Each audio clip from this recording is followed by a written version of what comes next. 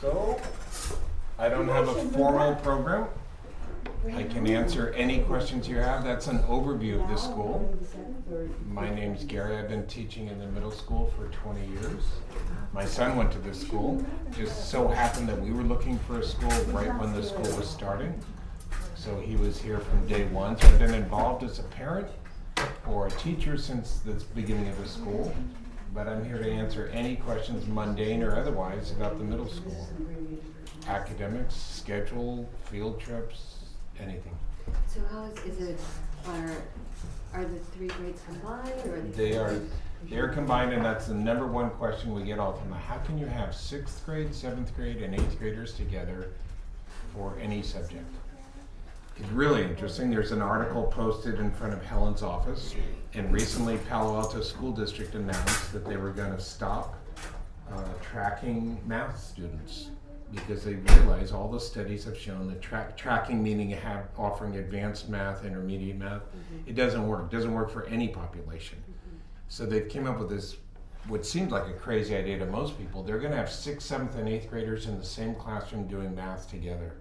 And I cracked up because we've been doing that for 20 years.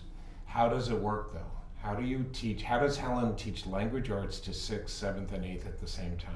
So it's not just math, everything is taught Science. one class, basically. Science, yeah. We do a 3-year rotating curriculum. So we have physical science, earth science, and life science. In history, we follow the state standards, but we do it 1 year at a time. We tried a couple times to do 2 at once. It was a disaster. It works. We have some precocious 6th graders who are very, very advanced. We have some 8th graders, So the level of conversation here is so deep. We're looking for metacognition. We're looking for deeper levels of thinking. It's not rote learning. But we've been doing it now for 20 years, and it seems to work fine. And the proof is in the pudding, because our kids go on to the local high schools, and we survey them, and we ask them, were you well prepared, and did you know what you were doing, or were you completely adrift when you got to Mountain View High, or Pali High, or Harker, or Menlo? And they all say, no, I was well prepared. They know how to handle it, they know how to study, they know how to learn.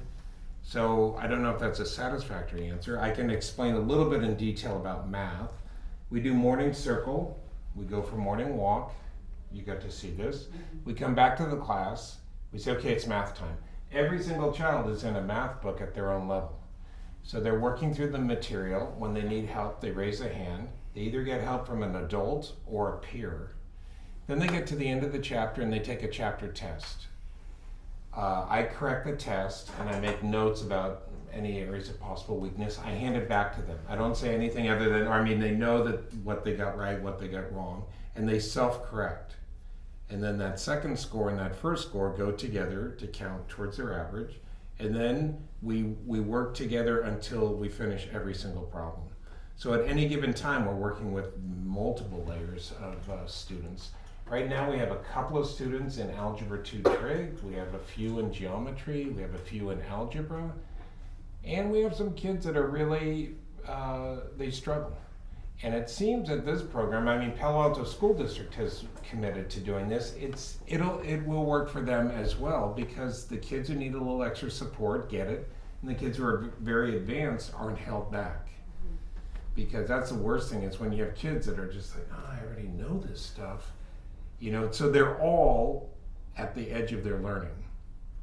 Now, the big key component is initiative. So we work, a lot of what Helen was trying to describe is to get kids enthused and get them involved, and we monitor that closely. So it's also based on a school culture that may be not what you're used to seeing out there. I don't know Did that answer your question? Yeah, and so it sounds like it's very individual. It's very individual. But also, what about is there a sense that they're all kind of together? Like, having a teacher instructing the group makes it feel like we're all in it together. Right. We don't have very, very, very little me at the board. In fact, virtually none. Now, I may say to us, do you want to do this? I like working on a whiteboard so they can see the work. Sometimes you'll see, 4 people are listening, because they relate to it. So there's, within 24 students, there's groupings. There's the algebra students or the advanced algebra students. So they help with one another. I have 2 people that come in that work primarily with the more advanced students. Like I said, algebra 2 trig, geometry. What this model serves, I think, all the 3 different, if you want to break it down into populations. You have the super advanced, you have the kind of middle, and then you have the kids who need the extra help. This program actually serves all 3. I notice that with kids this age too, they like to work sometimes with their peers. I'll just see these kind of silent connections happening, so-and-so will be like, and then Pooja will go over and help, Bella, because they'll have a connection and they'll understand how they, so somehow or other, and we've been doing this for a while, and we recently took the AMC8 and our test scores tied us, we put us on the honor roll. So our kids do very well in timed tests. A lot of kids nowadays in the Valley here take supplementary tutoring. It's not like, it's just Russian style math is very popular. We have some very, very strong mathematicians. And that freedom, that component of they can go as fast as they want as long as they show mastery. And it's my job to make sure that they're not just rushing through to get through to say, oh, I'm done with the chapter. And as we correct those tests, we know very well. I could explain every single student in this class where they're at in math, what their strong tendencies are. Oh yeah, they're really good, but they tend to be a little bit sloppy, or things like that. Or wow, 7th grade, still haven't mastered the multiplication tables. One boy, he was tested, and his mathematical acumen is, even the people administering the test were shocked. It's just very, very, it's a brain chemistry thing. But we support him, and he's been doing well, and his relationship with math is pretty good. That's the overall arching thing, is that when you graduate, you don't feel, oh, I'm done. It's like, oh, you struggle in math, but man, you're a good guitarist. Or, wow, can you write poetry? Or you can write an essay. A lot of kids can't, everyone has gifts, everyone has challenges. So that's kind of the school philosophy that works. And between the testing, the AMC8, the Olympiads, our chapter tests, our parent conferences, we really want the parent to know, do you know where your child is at? And I think they do. We have 3 parent conferences, 2 narrative reports. We just finished the first round of parent conferences. We spent 2 days just sharing work and percentages and all that good stuff with parents. And that's true in science and in language arts. Art obviously lends itself, it wouldn't matter so much in art, Yes? Keeping in line with math, if the instruction I'm hearing is limited because folks are moving at their own pace and supporting one another, when a student is ready to move on to new content or a new lesson, where does that instruction happen? Because I assume that they're pulling old skills that they've mastered in to support them, but there's probably potentially new content or strategy that they have to learn. So individual instruction happens whenever they raise their hand and they come over and they might say, I don't know what they're asking here. And I'll say, oh, this is property of shapes, that the length times height, base times height divided by 2 is the area of a triangle. There's simple examples. So there's new information being transmitted constantly, but it's not me at the board. It's through the book. They read it. They're like, they ask.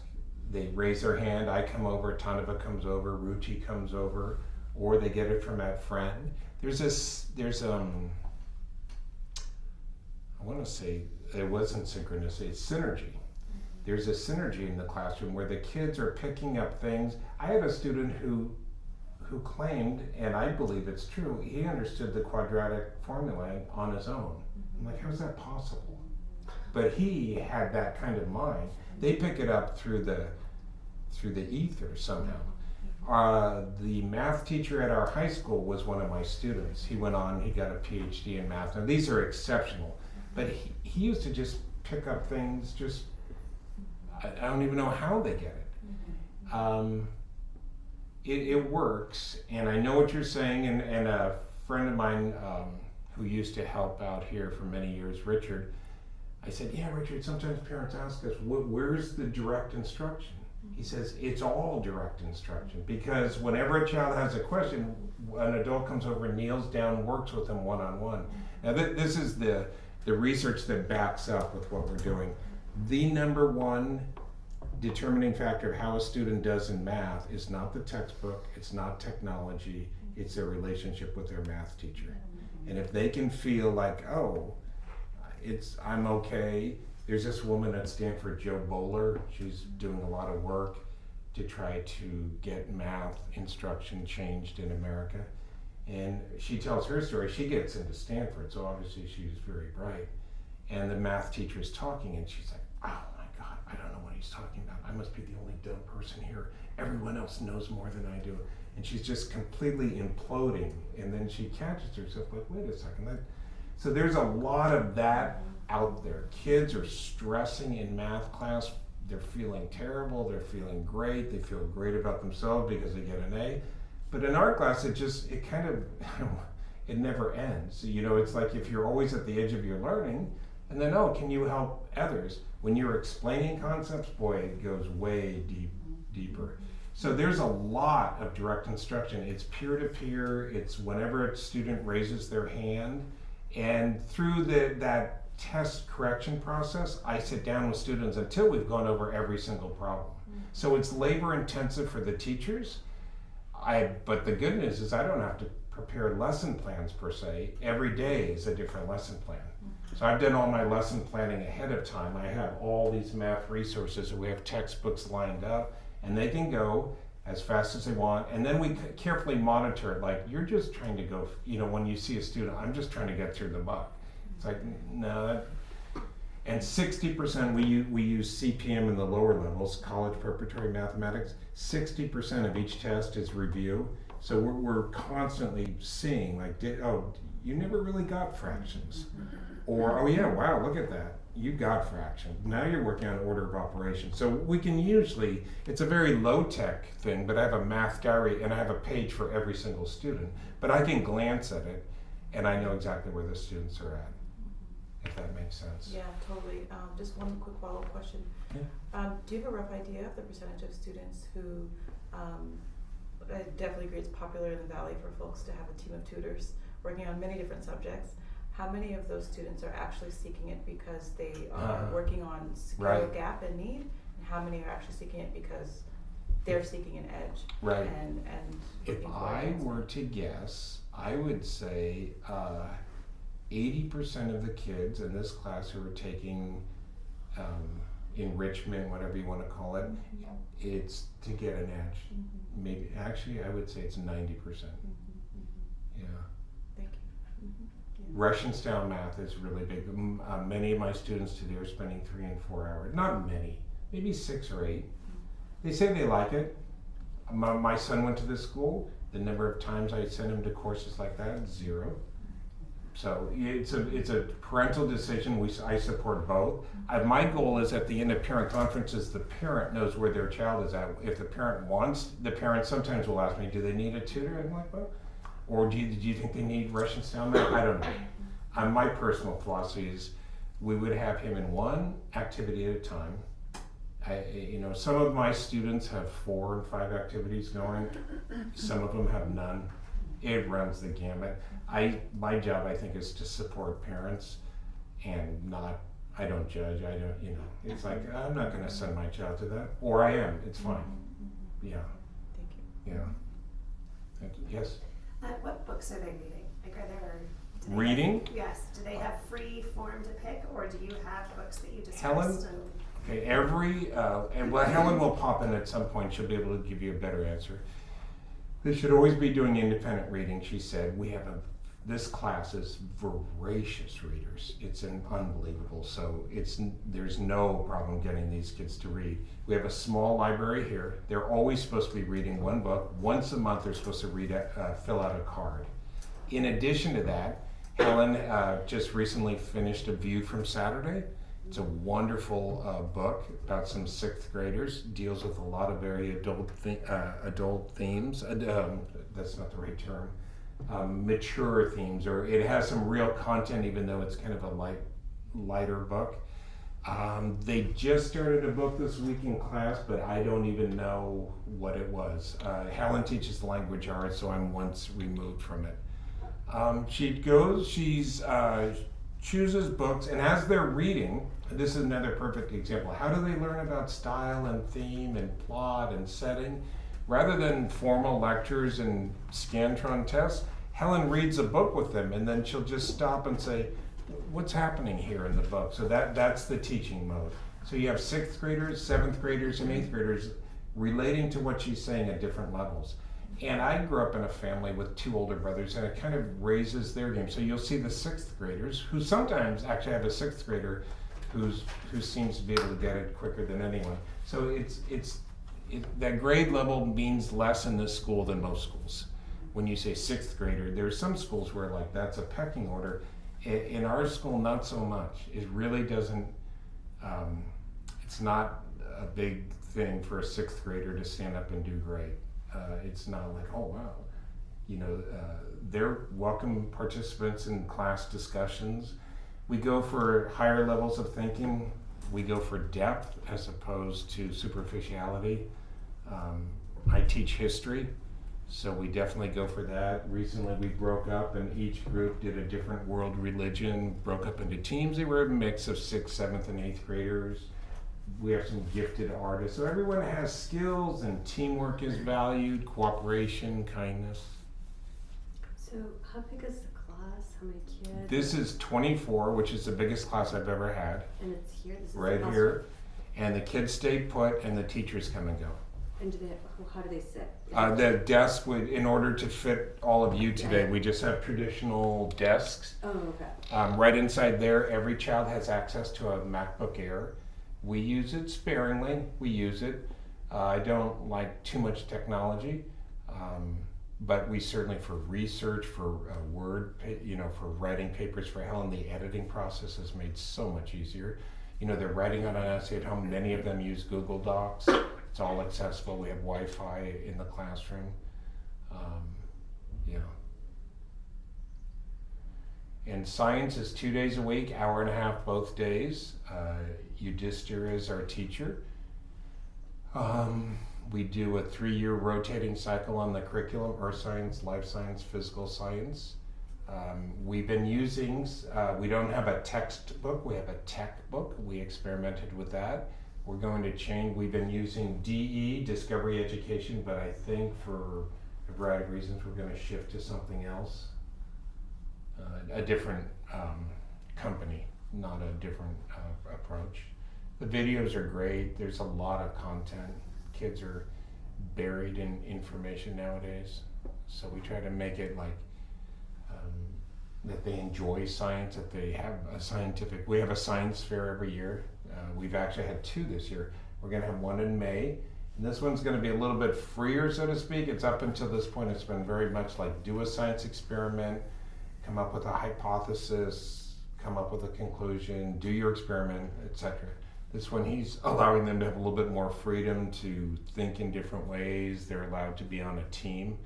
So he's trying something different. We're always experimenting, trying different things. What's going to work with this group? What's going to get the kids, engaged, enthused? I heard a study this week of high school kids, and 75% of them are using negative words to describe their high school experience: stress, boredom, and there's a third word. So we're trying to do the opposite of that, more like fun, I'm learning, expansion, things like that. We have homework. I would guess, ask my students this week, I would guess we give an hour to an hour and a half on average per night. That would be my guess. Some children will need more time. It depends. One girl is spending a lot of time on homework, but there's some special factors here, so we're monitoring that. We strive for a lot of parent-teacher communication. If something has happened at school and your child has come home and expressed a concern and you have a concern, we would want you to write us that night in an email and not say, well, I'm not going to bother you. It's far better to write. said, just so you know, this, and then I'll write back and say, okay, I'll keep an eye on it, or I'll talk to the science teacher, or, and try to see what's the issue. We have a Spanish teacher, yoga class, music, guitar. They have an elective of keyboard, guitar, or recorder.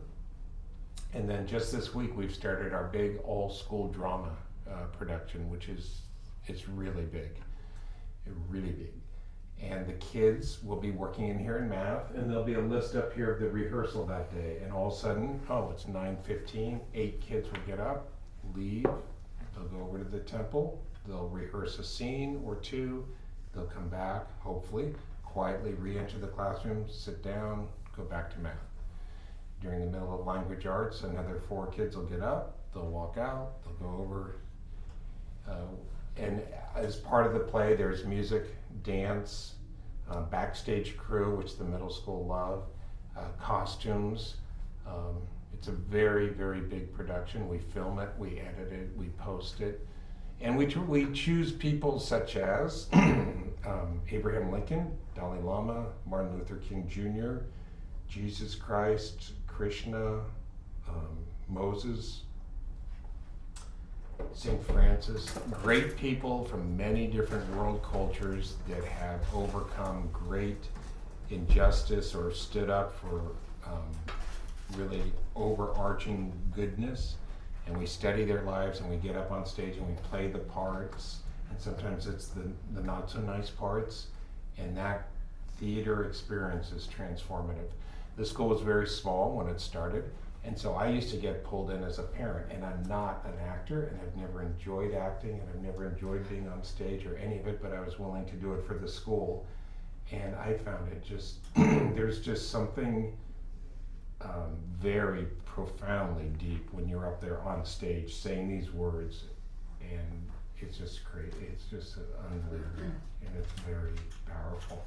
So theater is, and we give it a big priority in our school. And it's not just for the kids who try out who like theater.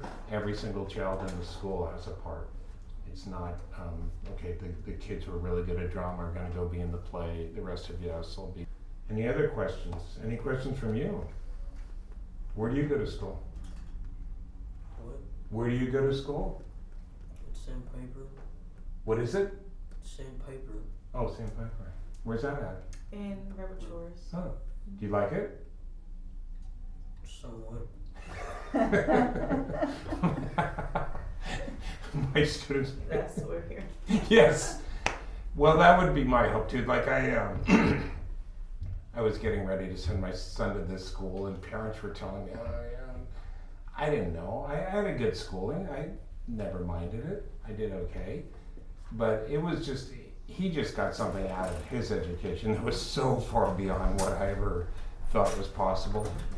That, as every parent, we settle. Like, our kids go to some of this school sometimes, and it's, how's high school? It's all right. I'm like, okay. Well, what's it like? Well, you leave the classroom and you walk down the hallway and you keep your eyes straight ahead, and you get to the next class, and that way people won't house you. That sounds like prison. But, we like to, our ideals, it's hard to, yeah. So, yeah, it's like, it's all right. Shoot. It'd be great if we had something going better, but I realize this can be for everyone. But we like kids to be really enthused about life, and it's our job to tune into each kid. Some of our kids are very subdued, and quiet, but I was that way, so I that's fine. If there's something going on, then sometimes you read what they're writing. It's like, whoa, you're really thinking about this stuff. People put out energy in different ways. Not everyone has to be a star of a show. And then we have just kids that are amazing artists or musicians or just really good people. And it's like, there's a place for that in this world. So. Actually, I have a couple more questions. Yeah. But I don't want to. I'm happy to answer anything, so don't hold back. So math is more individual. What about other classes? I guess my daughter is very social, and I could see her craving that like communal experience of everyone listening to a teacher. Oh, I see, right. You know, so how are the other subjects taught? Helen teaches language arts. She gets up here and will oftentimes lay a lesson plan out. She'll talk, lecture perhaps even. I teach history sometimes. I'll give the lesson. And then, but at some point it becomes either projects or teamwork or, okay, so now we've talked about this poem. We've had this long discussion. Now I want you to go home and write a poem. So they're more traditional. Let me see. Doug uses a combination of video and science, plus it's called the flipped classroom. It's like, here's the assignment, go home, they're working on it online, they're doing all their work. Then they come to the classroom and they discuss it and correct the homework. And in the process of correcting the homework, he's basically giving a lecture on the science. And since our emphasis isn't on grade, if you didn't get it the first time, but you get it during the second time when the corrections are happening, living with some schools, like, you got it. It doesn't matter. We don't say, oh, well, this person got it the first time and this person it took the second time. So if that, when you take out that letter grade, it changes everything. Yeah. If the emphasis is always not just like the verbiage is that learning is more important than the grade, but when it's actually, put into practice, you'll see the kids like, oh, I'm here to learn, and what difference does it make if a child gets the math concept the first time like that, or if they have to take a test, struggle a little bit, maybe maybe they think they understand the concept, but they don't find out that they didn't until they take the test. Then I hand it back to them and they're like, oh, I guess I don't understand order of operations. But then I explain it to them and then they get it. So that's, and then the children read their reports, and the reports don't front load, so to speak, those children who got it the first time. So it changes the entire culture of the classroom and of the students' view of education. They're here to learn, they're learning things. But that other is powerful, so we work with kids, they do compare themselves to others. Some kids can't help it.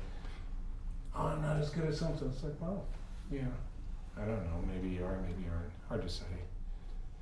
We've had students, this one girl, she and I were always kind of arguing about her math ability, and I always said she was better than she thought, and she would always say, no, I'm terrible. No, you're not terrible in algebra. She goes to UC Davis still saying the whole time, I'm terrible in algebra.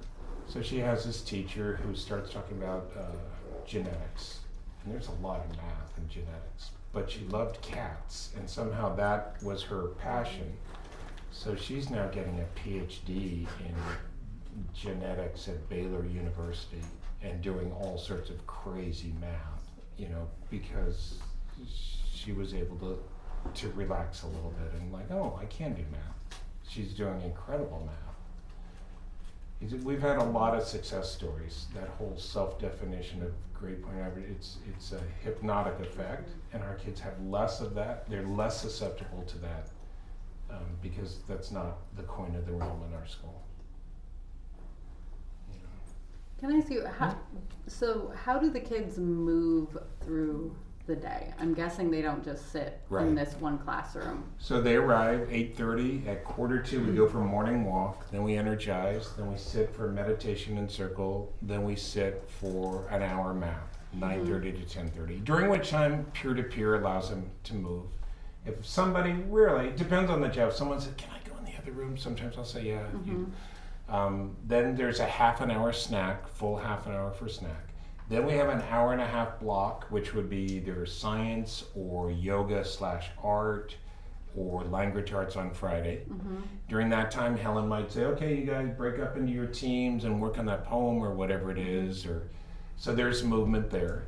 Then there's lunch, full hour lunch. 3 days a week, we walk to a nearby park, Pierce Park, the little ones, all the way up to the middle schoolers, walk together as a school. And then 2 days a week, we stay here, so they get the full hour of play. Middle schoolers, frankly, like to hang out in the classroom, and if they're behaving well, I'll say, okay, classroom's open, which they like. And then Friday, we stay at the park, we do PE. The theater is a lot of moving. There's battle scenes. We have yoga once a week. Sometimes we've had dance as part of the curriculum, but this year we've been doing yoga. And now that the play has started, we will be having dance. So there is movement throughout the day, and we teachers realize you can't keep kids seated for too long. The younger kids even more so, I think. But you'd have to go talk to those teachers. But there's definite movement in our school all the time. We're out on the playground, and kids are, running and jumping. And then in the middle school, we take them on 2 one-week-long field trips per year, where we usually go out to somewhere. This spring, we're going to Catalina Island. We're going to do a little camping service project, kayaking. In the fall, we went to Half Moon Bay, lived on an organic farm, camped on an organic farm, did some kayaking. We've done backpacking at Point Reyes. We've done backpacking in Yosemite. We rented a beach house in Newport Beach and went to movie studios. We just varied experiences, just get them out of the classroom into something bigger, more exciting, expose them to something else. And do they eat lunch in the classroom? They can eat 3 days a week. They're at the park, so they bring their bag lunch. We don't have any lunch program here. Yeah, they'll eat lunch here in the classroom Tuesdays and Thursdays. Okay. Yeah. And so what's the background to the school? Like, what's the connection with, there's a church, right? And what affiliations? Many years ago, let's see, my son was 5, and there were these 2 women who had their children in an Ananda Living Wisdom school up in Nevada City. And they said, we have got to start an Ananda Living Wisdom school in Silicon Valley. So David and Asha said, all right, so let's get the ball rolling. And it just so happened that just when it started, my son was going into kindergarten. So that's how it started. Ananda was always been behind it. They started it. Helen and I are both members of Ananda, but it's never been a sectarian school. And so for a while, people were like, well, it's an Ananda school. But it's not. So that's why we're called Living Wisdom School. We stand on our own. There's no religious instruction per se, but we expose them to every world religion, and children who come from homes where there's no practice, it's fine. There's no, we just talk about things in a very open way. Oh, we celebrate the different holidays. There is a unifying approach to education. It's non-sectarian, Sanatana Dharma. It's just like supporting children and people and having respect for all different faiths and no faith, if that makes any sense. So there's a spiritual connection, but the school is completely separate. We're not, but Ananda supports this school. Ananda built this building, did the fundraising, and by they I mean me and us and our parents, but it was mostly Ananda, paid for this. And so we are now we've started our high school and would like to get that off the ground, and not on the ground, off the ground. So there's a high school, so the high school's already started? Yeah, it's at Coverly, which is where this school started. Oh. Okay. Yeah, we just had an open house there last weekend. It's wonderful. It's starting small, it's 11 students, but it's building.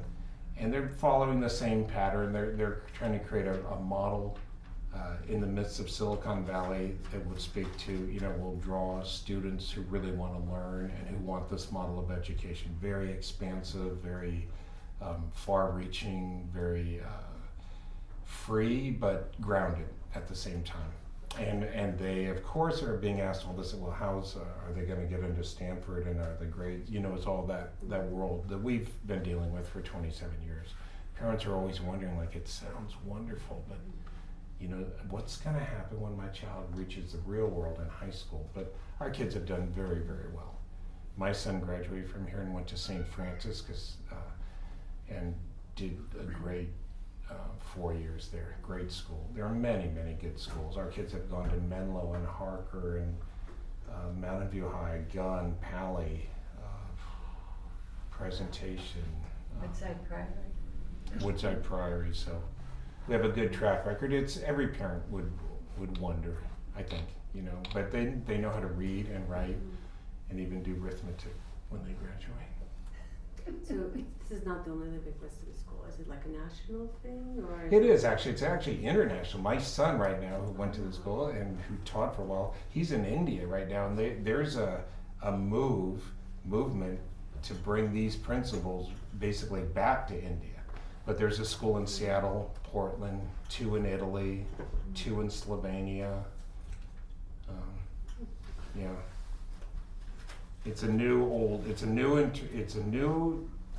expression of an old concept.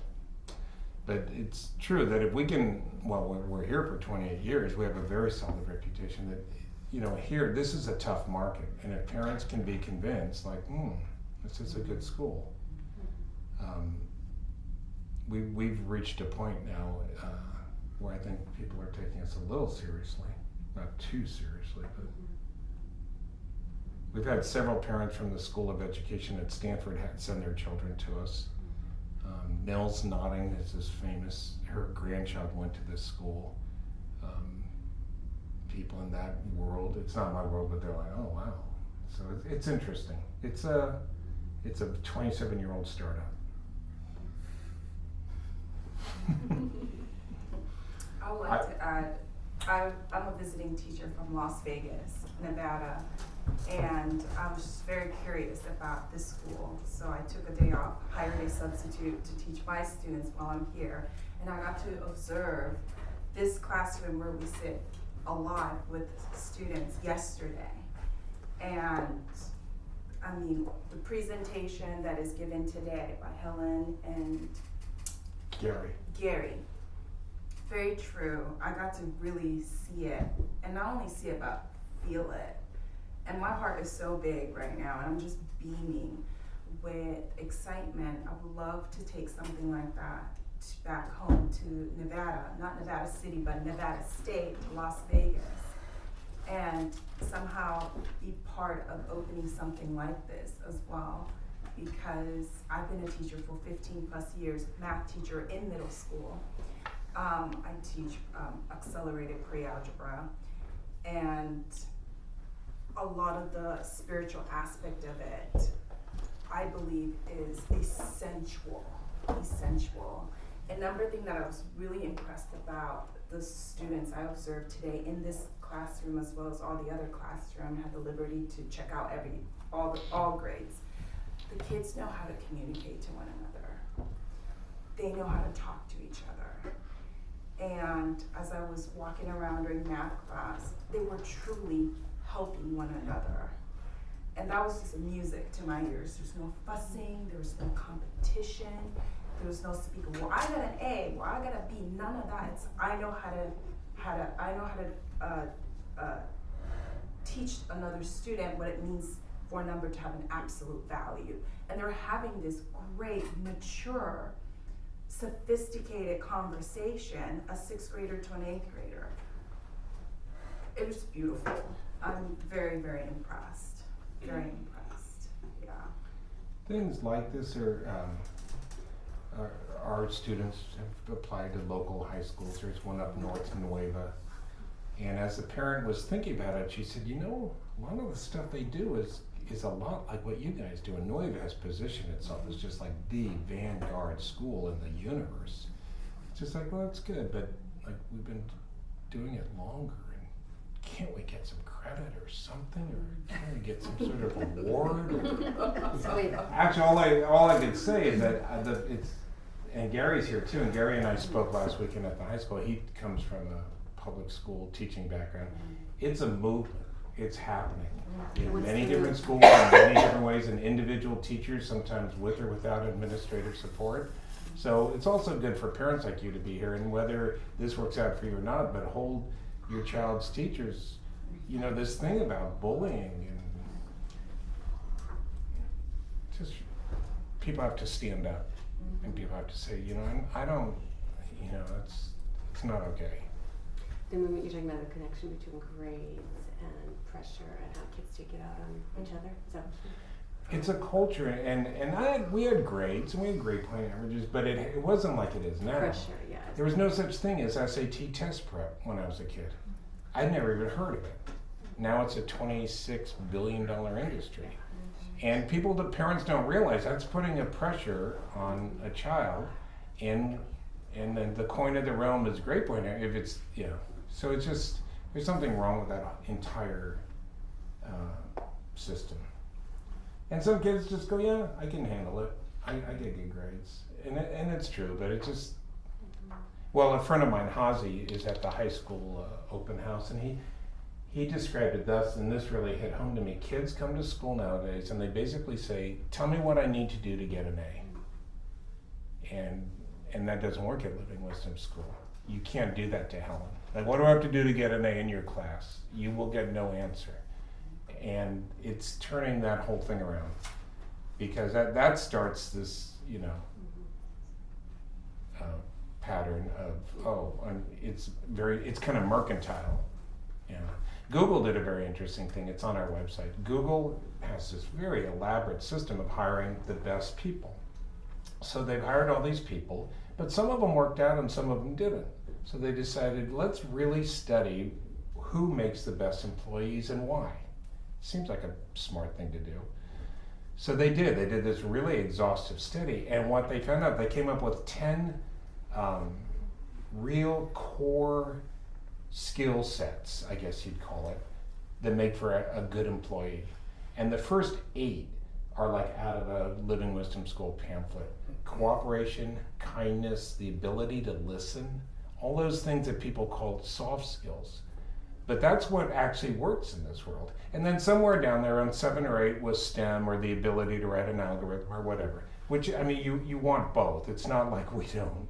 But that is where we're coming from. That's where other schools are coming from. There's a crack in the egg, so to speak, and businesses and colleges are figuring it out, so trying to address it. So we're part of the solution, I think. So I'm sorry, I keep asking questions. Yeah. I'm not apologizing for asking questions. I just don't want to monopolize. Right. Is anyone holding back? Don't hold back.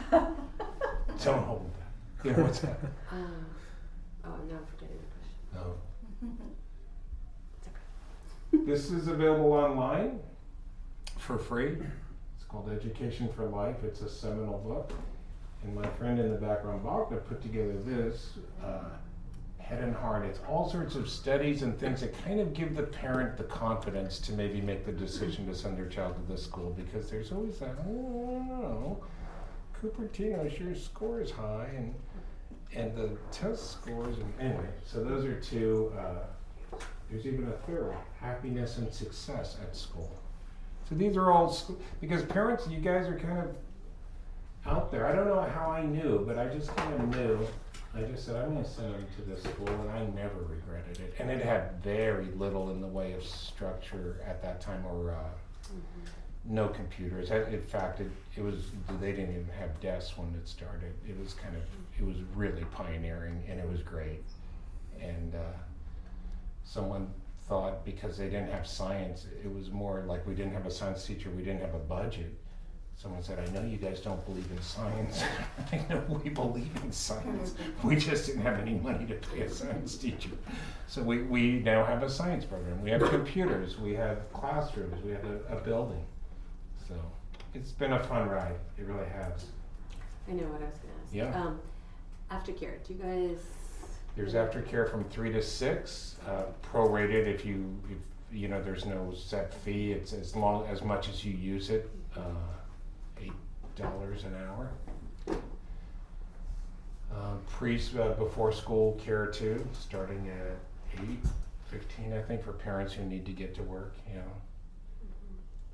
We have camps spring and summer, because our schedule doesn't line up necessarily with the public schools, so we offer enrichment camps, voluntary summer camps. So, how many kids live in the neighborhood, so to speak? I would say off the top of my head, not many. I mean, in the actual neighborhood, I mean, it's a commuter school. Okay. Sunnyvale, San Jose, over the years, Fremont, Foster City. These are kind of the extreme, the outliers. But many people come from Sunnyvale, Palo Alto, Mountain View, all over Los Altos. So for the middle school, are kids riding their bike to school, or most of them mostly get dropped off. Some of the parents have now discovered Uber for kids because they're working. But yeah, I'd say one boy, Anton, rides his bike. Vera rides a bike. Natalie, no, 3 of them ride bikes. A couple of them, a group, take the train. They scooter to the train, then they take the train. They get right off here on California Avenue. They come as a group, even young ones. So yeah, they get here a variety of ways. Yeah, train's handy. I don't know how far you guys are coming from, but We're just a few blocks Yeah, away, so yeah. yeah. we have some kids. I don't even know where Natalie lives, but I know she rides her bike. Vera too. There's that beautiful bike path back by Piers Park. Yeah. Is that it? I don't want to. Feel free to leave if anyone. Yeah. I just had a question about students who, and I don't know where everyone is on the spectrum of whether they have sixth graders that are coming in, but having lived a year of middle school or part of a year, I think it's encouraging to hear that these are principles that at least our family and people that I work with in the education world are looking toward. Yeah. I think it's unfortunate that a lot of the public schools are moving at a glacial speed. And I think that's sort of a rock and a hard place in which we're thinking about there are conversations at the district level for the Belmont Redwood Shores district, but it'll be years, I imagine, before they trickle down to the classroom, which is unfortunate. And I ask all that in the, I mention all that in the spirit of asking how students do the transfer who haven't had the gift of cultivating these skills from kinder through, but I think there's deep capacity Right. for children to be resilient, and when they find their space and place to just rise. But wondering if there are some key things that you notice children have a hard time with as transplant. I like this year. I have 6 students that are brand new to Living Wisdom School. 6 that have transferred in. Maybe partway through middle school or This year, so yeah, an 8th grader, some 6th graders. So basically, parents that are looking for alternative at this age. I always love having them. They often times are the kids who appreciate what we have more than others. They're like, oh wow, this is so cool. The freedom. Wow, they treat us with respect. This is great. Sometimes there's like, oh, we don't do that at Living Wisdom School. Like we don't. There's certain kind of cultures, but I think they add so much more positive because they appreciate what we have that I love having them. Another 6 came up from 5th grade, so half my class is new to the middle school. But in general, because parents, it's self-selecting, parents that would choose a school have had these values. Children still learn their core values at home. I don't care how good the school is or how bad the school is. They're still getting their messages from mom and dad. So to answer your question, it's usually a wonderful thing. Once in a while, I'll have to pull a student aside, or there'll be a period of time where you can tell a child, you don't have to do that here. We're just going to accept you as you are, and if you could just relax, we don't need to, posture or. There's sometimes a period of adjustment. A child once came here and he had been bullied at his last school. I mean, really bullied. And so he brought with him those scars. And it took him a while, a year, before he was even projecting at this stage, oh yeah, I'm getting bullied. And I'm like, who's bullying you? And I pulled him aside. And as we really got into it, I realized you're not being bullied. You're talking past tense, but it was truly traumatic. There's bullying, and then there's bullying. He had been bullied. And so he brought with him those scars, and then he stayed with us, I think, long enough to have some sort of healing. I don't think it's not instantaneous, but I do think the fact that parents who would choose a school like this, sometimes the kids just go, I'm home. Like, oh, I don't have to, Yeah. Thank you. Yeah. Karen, we live in Fremont. How many kids in middle school are in Fremont coming from? Currently none. That was kind of we had a boy at Kosh years ago. His father worked in real estate there, and Thank you. take care. So I don't think there's anyone who comes from that part. That's a tough commute. I should have that. I mean, Really? So you come here anyway? Oftentimes what it is the parent is coming here anyway for a job, but yeah. traffic, I know they used to complain a lot. It was kind of crazy.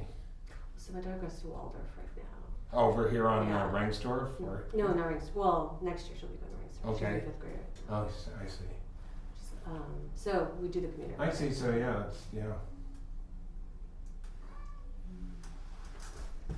You happy with Waldorf? Yeah, but she's kind of going through this transition.